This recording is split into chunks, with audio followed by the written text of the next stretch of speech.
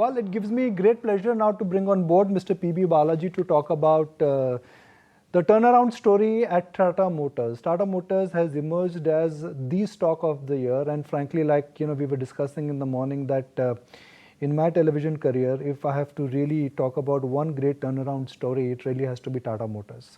They survived the storm of 2008, made a roaring comeback after the COVID, macro scare in 2020. Things are now firing full cylinders for them.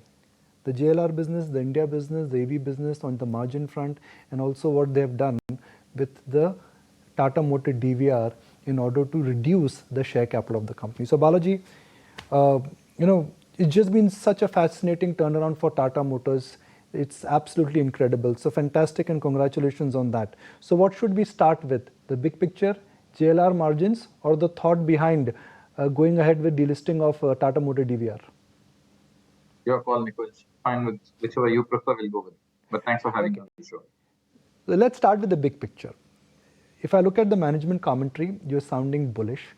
You're confident of demand and you're confident of margin expansion. What is fueling this optimism? Is it demand or normalization of supply chain? I think there are a few moving parts here, Nikunj. I think number one, let's take JLR. I think in JLR, the order book of 185,000, the kind of preference we are getting for the new launches of Range Rover, Range Rover Sport and Defender, which is forming almost 76% of this order book. I think the work that we have done over the last many years in running a tight ship and reducing the break-evens to 300,000 means that this business is actually having a strong top line and is able to manage its the cost structures very tightly, which means you should be able to see the performance lift because of that. And I think the journey going forward towards premium luxury is another important aspect of this game, because the brands are very well positioned to get into the world of premium luxury, where demand resilience to movements in the economic factors are lesser, and therefore the demand is more resilient. That is going to help us in terms of growth going forward. And the plans on electrification also means that we are securing our future in this turbulent period.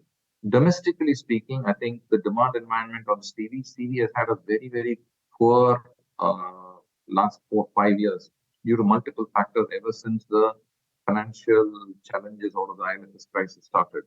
Then we had a BS6 migration, then we had COVID, then we had just runaway steel prices. And therefore, all this is now behind us. And the investments that the government is doing on infrastructure is also going to help from a demand perspective. And in the meanwhile, we have also changed our strategy to start focusing squarely on profitable growth rather than just market share.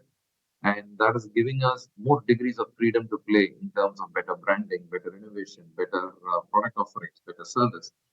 And this combination of a good demand scenario and focus on profitability should augur well as far as the CV business is concerned.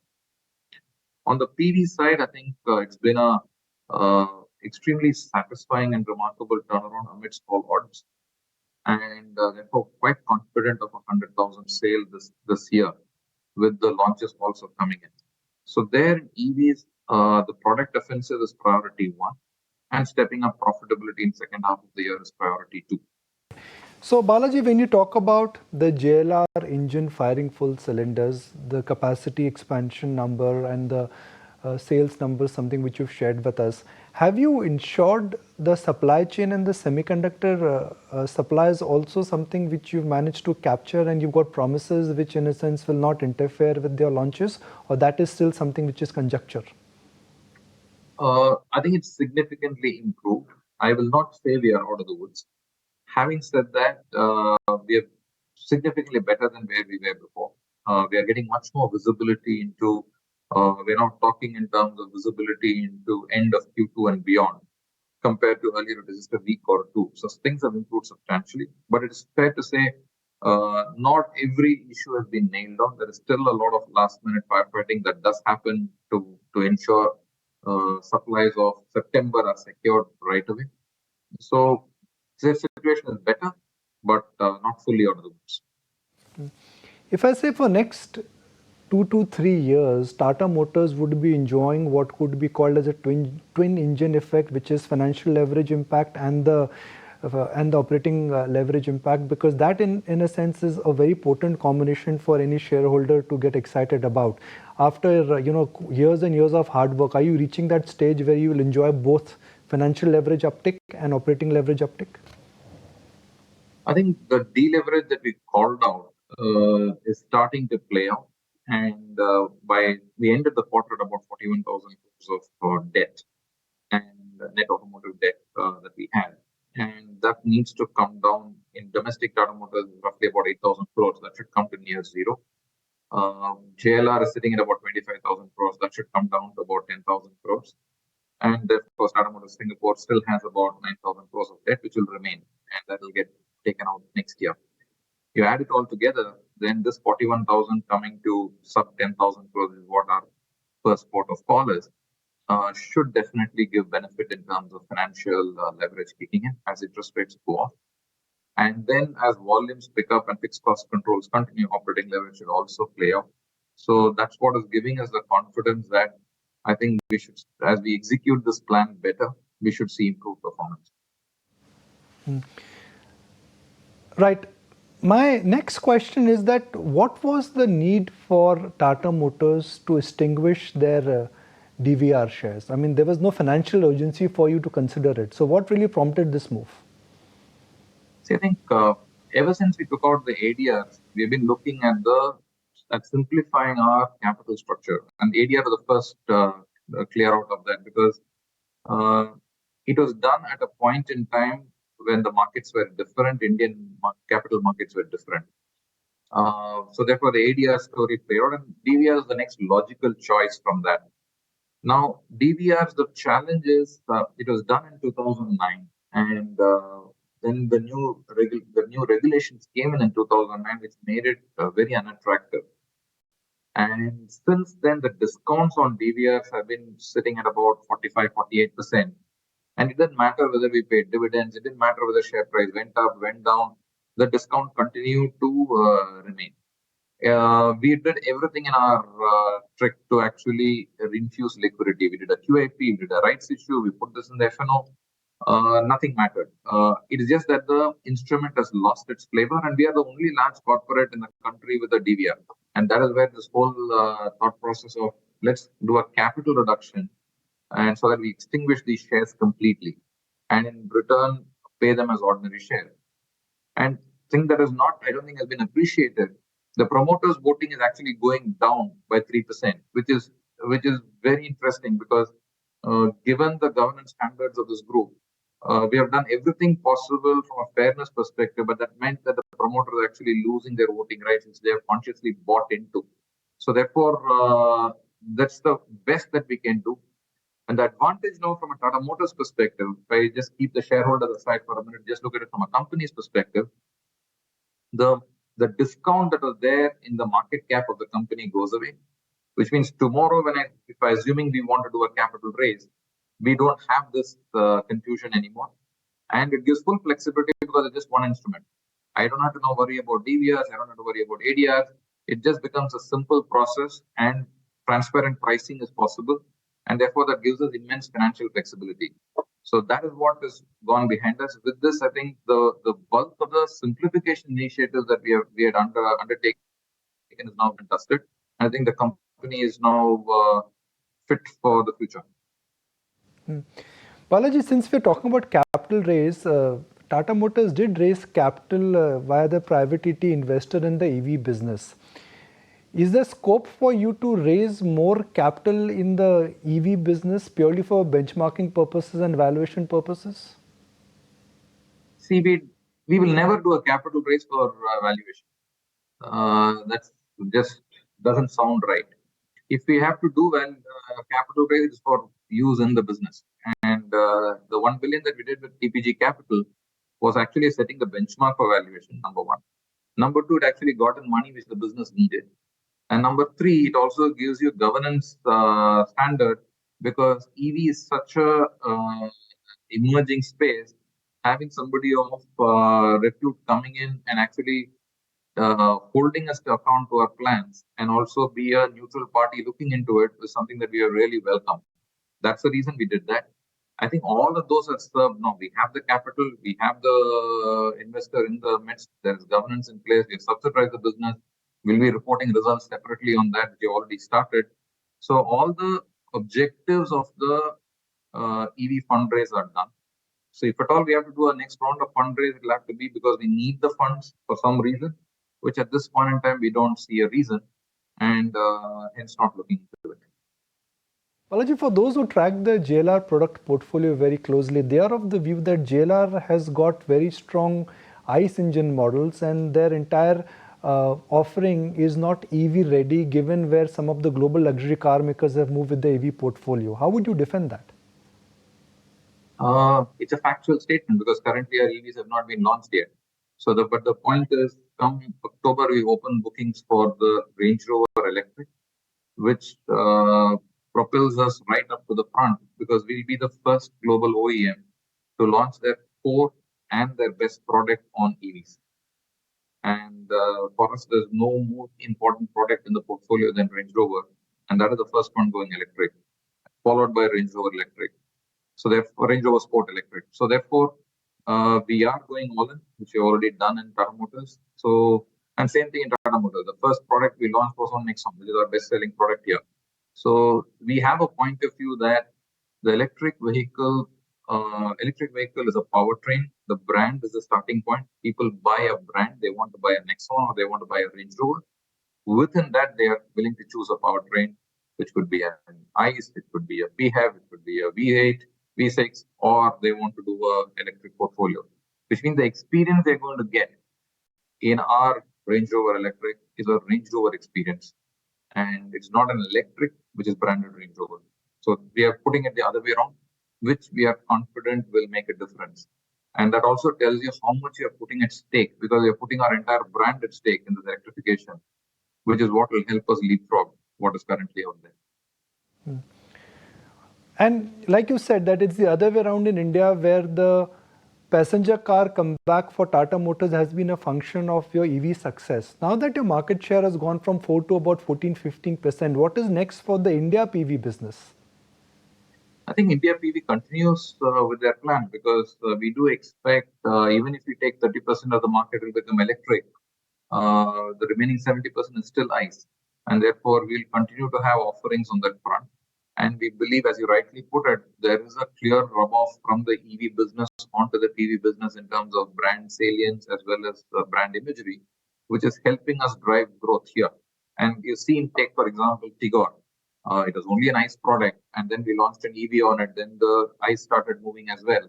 Now, then we put a CNG on it. All four are moving. Same thing with Tiago. And therefore, that's how we see this as a virtuous circle.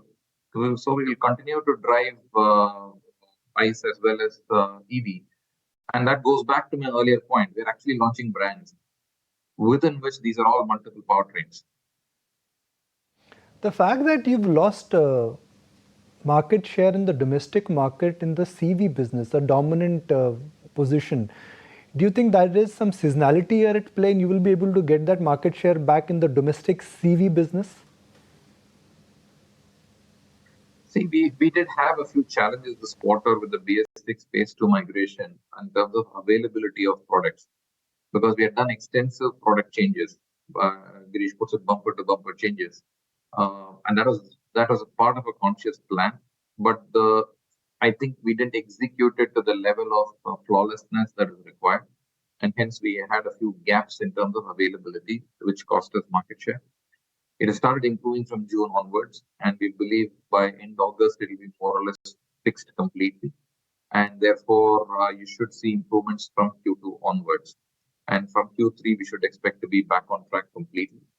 And as far as CV is concerned, profitable growth as well as competitive growth, both are non-negotiable.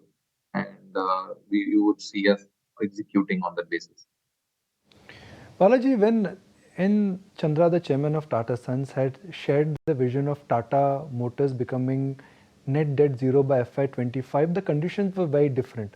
Your CV portfolio was not that strong. JLR operating leverage had not kicked in. The PV market share was not that great. Now everything's are firing full cylinders.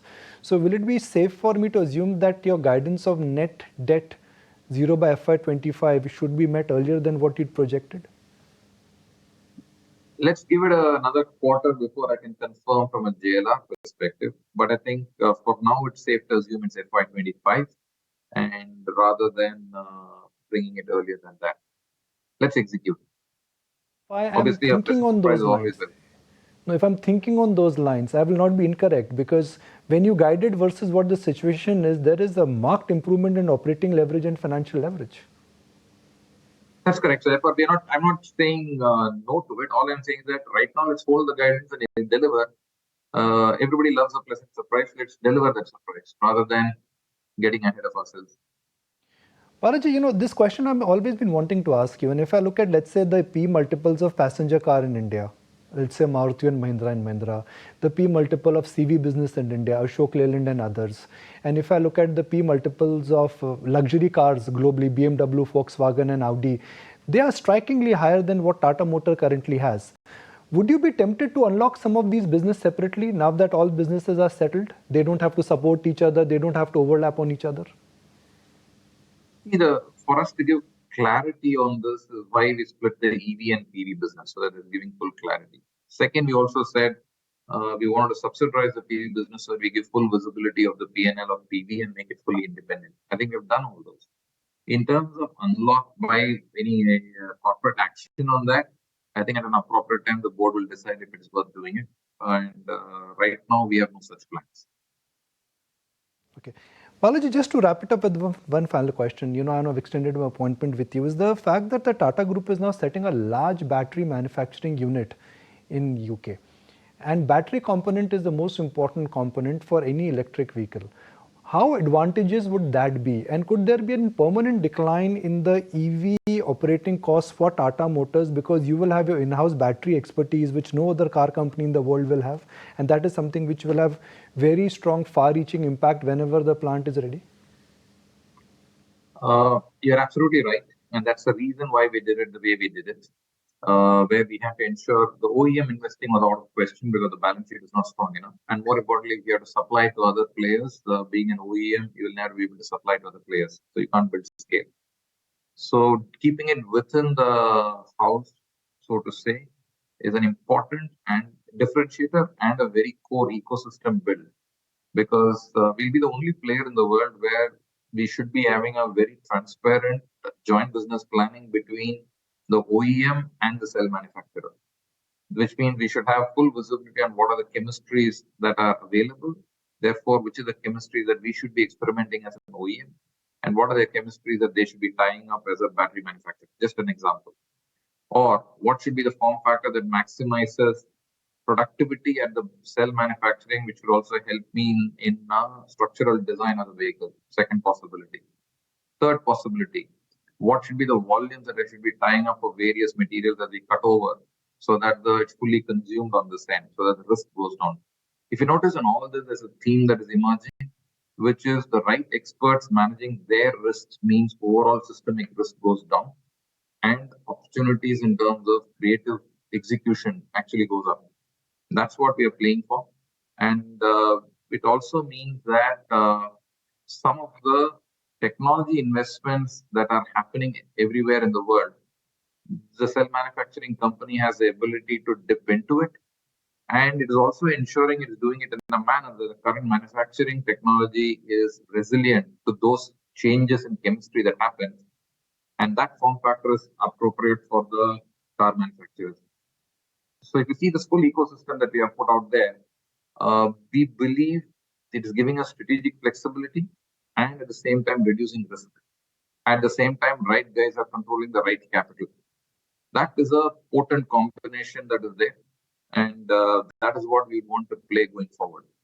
And you roll forward into 26 and beyond, you'll soon realize that securing supplies is pivotal for successful launching of cars, which is what we have done.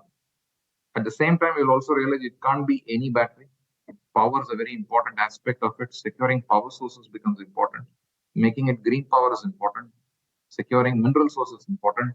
So if you notice that the entire back-end value chain risk is now being given to a company that is going to do it as a day job every day, while the OEM can focus squarely on the customer.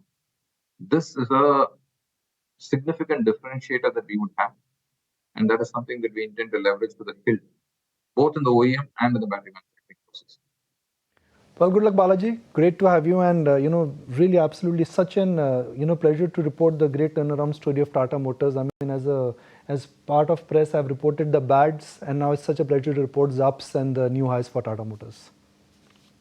Thank you. Thanks for having me on the show. That was the management of Tata Motors with the managing editor of ET Now, Nikunj Dalmia, in an exclusive chat over there.